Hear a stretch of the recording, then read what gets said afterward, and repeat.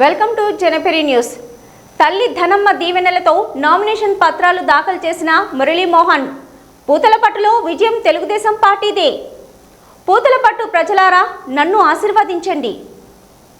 చిత్తూరు జిల్లా పూతలపట్టులో విజయం సాధించబోయేది తెలుగుదేశం పార్టీయేనని, ప్రజలంతా తెలుగుదేశం పార్టీ వైపే మొగ్గు చూపుతున్నారని పూతలపట్టు టీడీపీ, జనసేన, బీజేపీ పార్టీలు బలపరిచిన ఎమ్మెల్యే అభ్యర్థి డాక్టర్ కలికిరి మురళీమోహన్ స్పష్టం చేశారు. శుక్రవారం మధ్యాహ్నం తెలుగుదేశం పార్టీ నాయకులు, కార్యకర్తలతో కలిసి మొదటి సభ నామినేషన్ పత్రాలను దాఖలు చేశారు.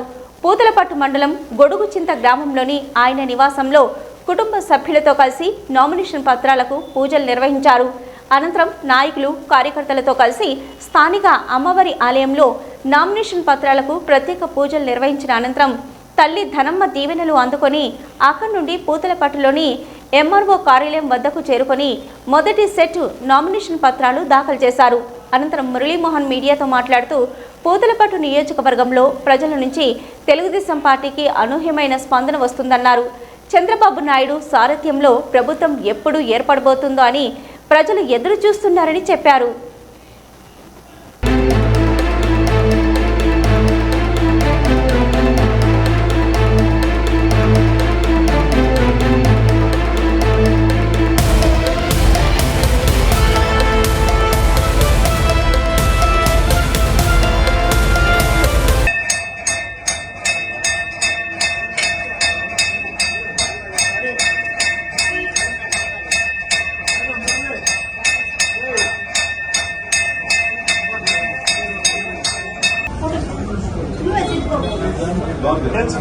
తమ్ముడు